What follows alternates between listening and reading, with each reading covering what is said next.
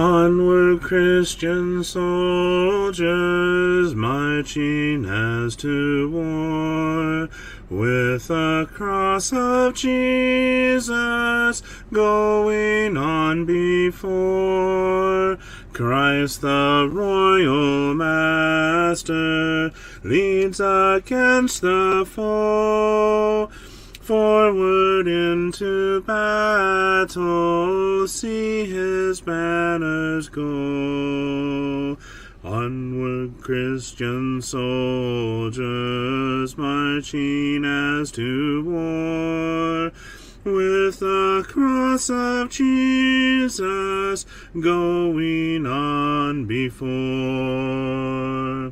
Oh, for a faith that will not shrink, though pressed by every foe, that will not tremble on the brink of any earthly woe, that will not murmur or complain beneath a chastening rod, but in the hour of grief or pain will lean upon its God. A faith that shines more bright and clear when tempest rage without, that when in danger knows no fear, in darkness feels no doubt. Lord, give us such a faith as this, and then whate'er may come, we'll taste and hear the hallowed bliss of an eternal home. A charge to keep I have, a God to glorify, a never-dying soul to save, and fit it for the sky, to serve the present age, my calling to fulfill. Oh, may it all my powers engage to do my Master's will. Arm me with jealous care, as in thy sight to live, and O thy servant, Lord, prepare a strict account to give. Help me to watch and pray, and on thyself rely, assured if I my trust betray, I shall forever die. Rise up, O men of God, have done with lesser things, give heart and mind and soul and strength to serve the King of Kings. Rise up, O men of God, his kingdom tarries long. Bring in the day of brotherhood and end the night of wrong. Rise up, O men of God, the church for you doth wait, her strength unequal to her task. Rise up and make her great. Lift high the cross of Christ, tread where his feet have trod, as brothers of the Son of Man. Rise up, O men of God.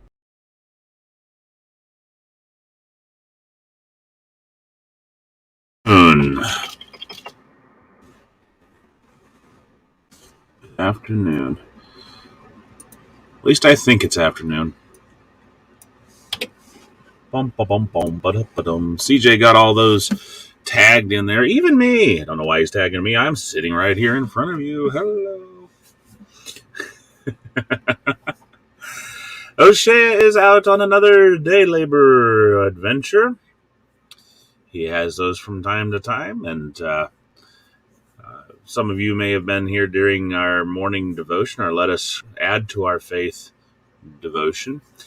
And remember me commenting that there's someone at the door. And CJ going, who at the door is standing? Anyway, well, it was his boss for the day, seeking his help. So anyhow, we are glad to have you with us. We have Laura, and only Laura. Vera, where are you?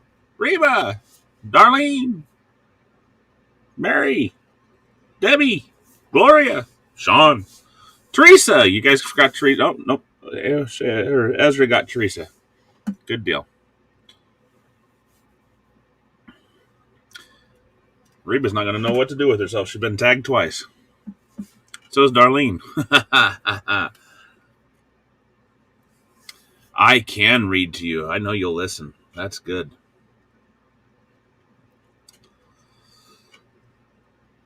And I hope your day's been going fairly good since last time we got to chat there, Laura. I mean, I know it's only been like an hour and a half, but I mean, maybe 2 hours, hour and a half, something like that. CJ is going to have to pop out of here early because he gets to go play techie for Paul.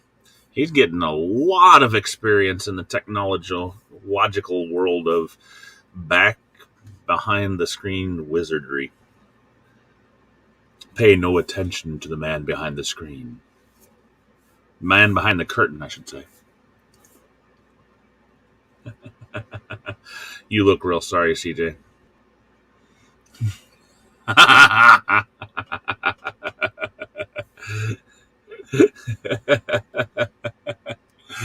Oh. Laura has been very stressed with work. So many changes going on, and my stress and anxiety is off the charts. Off the chain? Wow. But I'm trying to laugh my way through it. The question is it off the chain in the manner of something hanging from the ceiling, something tied to a post, or something underwater?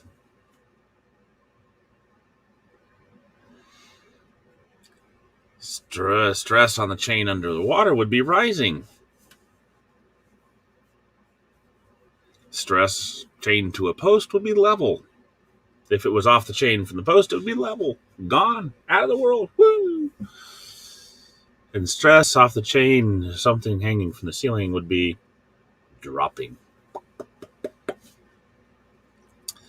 Oh, but we've got to let people come in, CJ. We've got to give them a chance, an opportunity. Of course, they've had 5 minutes going on. Actually, 6 minutes. 8 minutes. 8 minutes. We've not been live for 8 minutes. Come on now. Really? I guess so. Says so.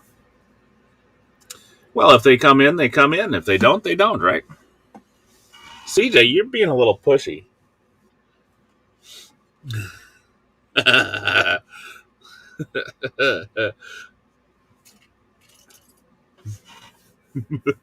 He's typing. Oh no, he's got a snappy retort here coming up. He's got a snappy retort. What about my jokes? That wasn't actually a joke. That was an observation. Hello, Teresa. Hello, Debbie. Did you miss me? Teresa almost missed me.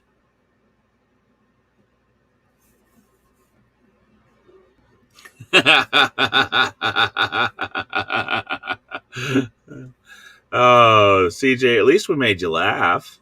You made us laugh. He made the comment. Hello, Gloria. He made the comment earlier. He says, we have a lot of fun here at CEM, don't we? Yes, we do. We do indeed. And that's wonderful. CJ's leash is being yanked, so his chain is dragging him across the way.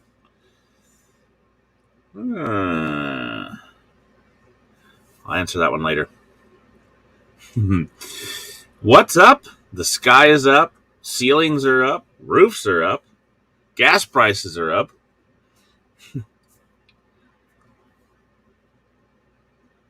Take care, CJ. He had to disappear. What did you walk into? Went on, Debbie asks. And, well, hopefully you'll be walking in on a study because we're going to get right to it here directly. Teresa wants to know how my appointment went yesterday. The magnetic resonance gave me such a headache, but they were able to get through the test. We'll know in a few... Hey, he's back.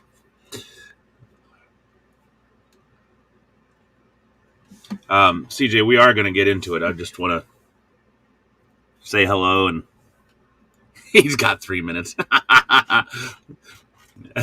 Anyway, the magnetic resonance yesterday with the test, the loud vibrations and what have you gave me such a headache and just really wore me out. By the time I got done with routes yesterday afternoon, I had a migraine going on, and I was tired. I sent a selfie to CJ. He can verify I was tired. I tried to smile for the picture, and he says I failed.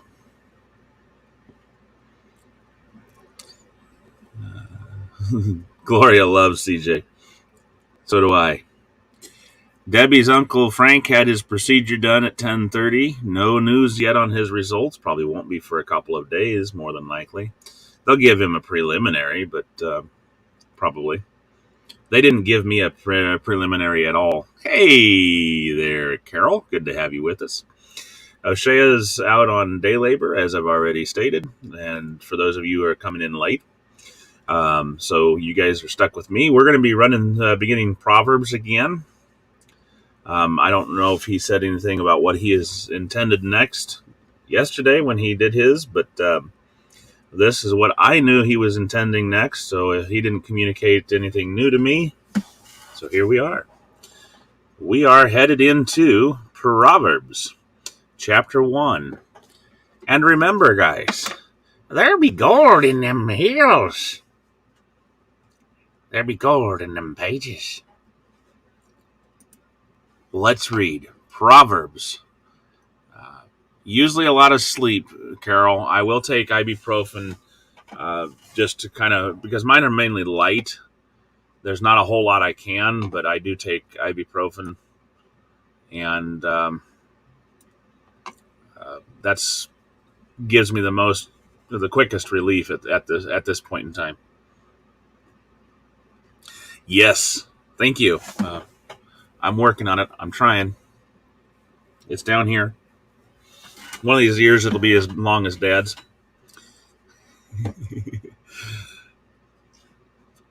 Proverbs 1. No, not like the devotion. The Proverbs of Solomon, the son of David, king of Israel, to know wisdom and instruction, to perceive the words of understanding, to receive the instruction of wisdom, justice, judgment, and equity, to give subtlety to the simple, to the young man knowledge and discretion. A wise man will hear and will increase in learning, and a man of understanding shall attain unto wise counsels. To understand a proverb and the interpretation, the words of the wise and their dark sayings. The fear of the Lord is the beginning of knowledge, but fools despise wisdom and instruction. My son, hear the instruction of thy father, and forsake not the law of thy mother, for they shall be an ornament of grace unto thy head, and chains about thy neck.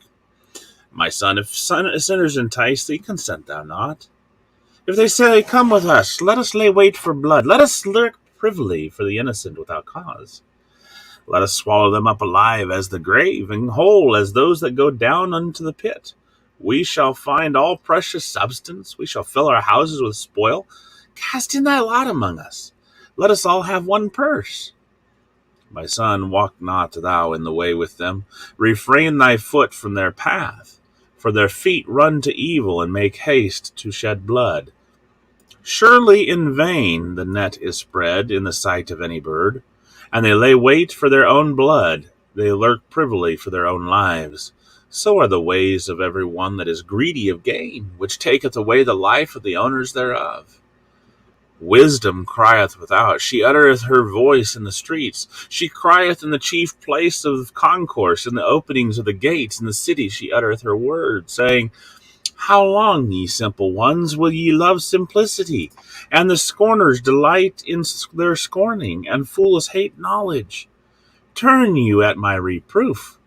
Behold, I will pour out my spirit unto you. I will make known my words unto you.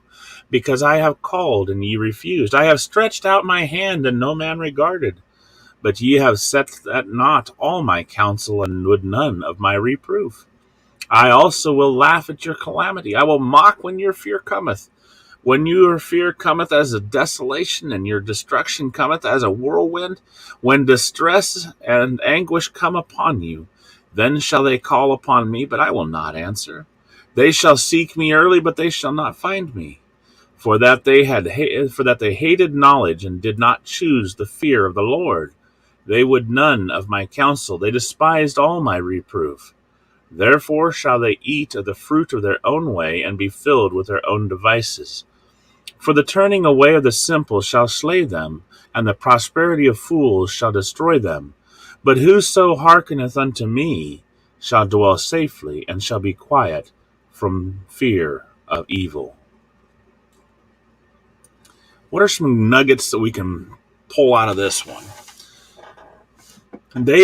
Solomon, first off, is the author of Proverbs. That's very apparent right there in verse 1. We know who the author is. We know which Solomon, son of David, king of Israel. We know the purpose of the Proverbs, that the reason that he collected these Proverbs, to know wisdom and instruction. Are wisdom and instruction the same thing? No. How about wisdom and understanding? No. There are three different aspects. To know wisdom and instruction, to perceive the words of understanding. One might say to understand the words of understanding. CJ says that one nugget is the fear of the Lord is the beginning of knowledge. It is the starting of the path of knowledge. It is the foundation, as it were, of knowledge. That's verse 7. The reason that Solomon gives for the Proverbs is he seeks to receive the instruction of wisdom, the instruction of justice, the instruction of judgment, and of equity. He seeks to give subtlety to the simple, and knowledge and discretion to young men and young women. A wise man, he'll hear, and he's going to increase in his learning. A man of understanding shall attain unto wise counsel. So the wise man, when he hears these proverbs, is going to increase his learning. He's going to increase his pool of knowledge, his area of understanding. And a man of understanding, one who understands these proverbs, is going to attain unto wise counsels. In other words, he's going to be one that people are going to go to for the purpose of wise counsel. Now, to understand a proverb and the interpretation, the words of the wise and their stark sayings, we're still on the reasoning for the Proverbs.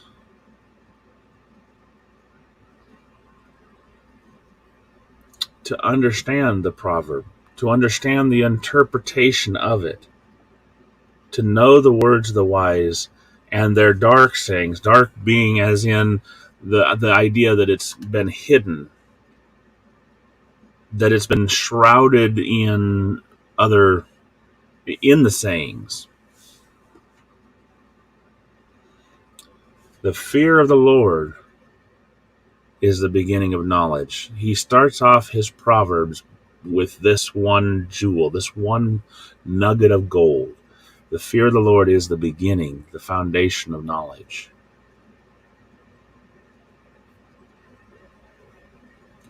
Only fools despise wisdom and instruction. Wisdom, instruction, and knowledge. You know, someone can tell me how to do something, but that doesn't mean that I have wisdom, am able to do it. So if somebody may tell me how to do something, so I might actually have the knowledge of what is needed to be able to do it. But there again, that doesn't mean I have the wisdom or the application of that knowledge. It's not until I get in and actually do something with it to apply it that I gain wisdom. And the beginning of knowledge, the very first thing that you must understand, you must know, in order to gain wisdom, you must know for a fact is that the fear of the Lord is the beginning of true knowledge. Remember John 17:17, where Jesus says, sanctify them in thy truth. Thy word is truth. This word, this truth is that the fear of the Lord, the reverence of the Lord, the proper attitude towards the Lord is the beginning of knowledge on behalf of the Christian. So then he says to his son, he says, hear the instruction of the Father. I'm going to tell you what to do. I'm going to give you this basis. Forsake not the law of your mother, for they shall be an ornament of grace unto thy head and chains about thy neck. They're going to be the finest jewelry. They're going to add to your beauty, your handsomeness. We're not talking about chains as in shackles. We're talking about chains as in necklaces. We're talking about crowns of grace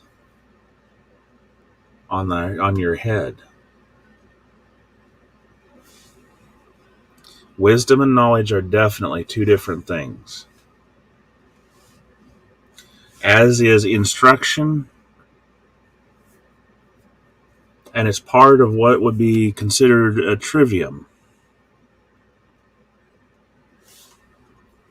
Or should I say understanding is a different one as well. You may have knowledge, but until you take that knowledge and you understand it and how it applies to something, you will never gain wisdom. Until you actually put that into practice, you will never have wisdom. Wisdom is knowledge applied. Knowledge understood and applied. This is the way I like to look at it. I may know my English grammar, but how do I apply it? I may know how to read, but how do I apply it? In other words, I know the letters, I know the sound, but when what I gain in understanding is how do the letters make the sounds? And what I gain in order to be wisdom, the wisdom of reading, well, I know how the sounds go together and form the words, and I understand the words. So when I apply proper knowledge and understanding, and even then you can kind of almost backtrack that just a little bit, because you can say that people can read without understanding something. So they may have the wisdom, they may be able to know how to read, and they may be able to read, as in apply the reading, but do they understand the reading? So you can see then that, wisdom, understanding, and knowledge are three different things.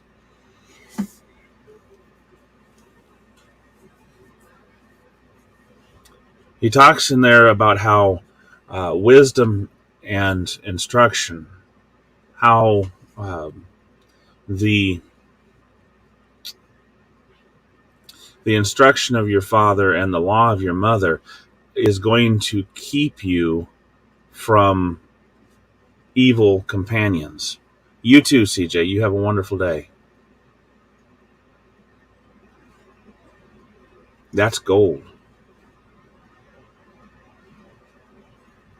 Everyone that is greedy of gain, which taketh away the life of the owners of thereof, are going to be brought low by their own devices. They're going to fall victim to their own devices. Proverbs 1:18-19. Wisdom cries without. She utters her voice in the street. She cries in the chief places of concourse, in the openings of the gates. In the city she utters her words, saying, How long will you love simplicity, and scorners delight in the scorning, and fools hate knowledge?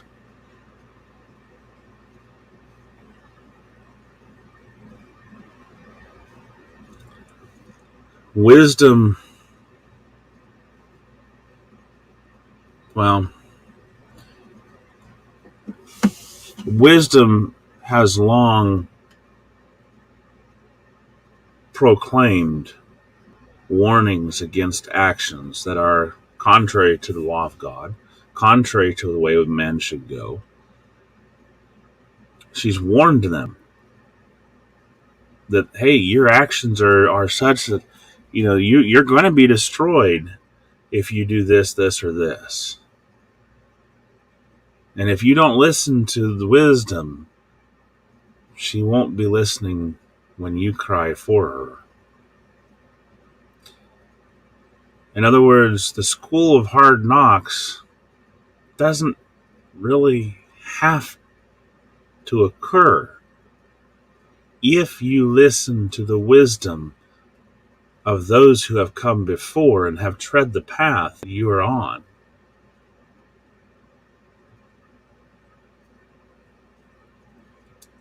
Wisdom cries aloud in the concourse. Wisdom cries aloud in the streets.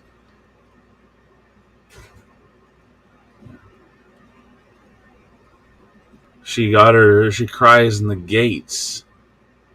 She's there, trying to make her words heard, trying to teach you so that you don't have to fall the same way others have fallen.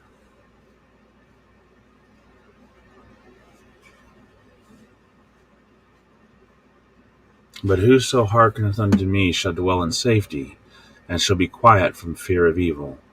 Give listen to wisdom. Wisdom takes many forms.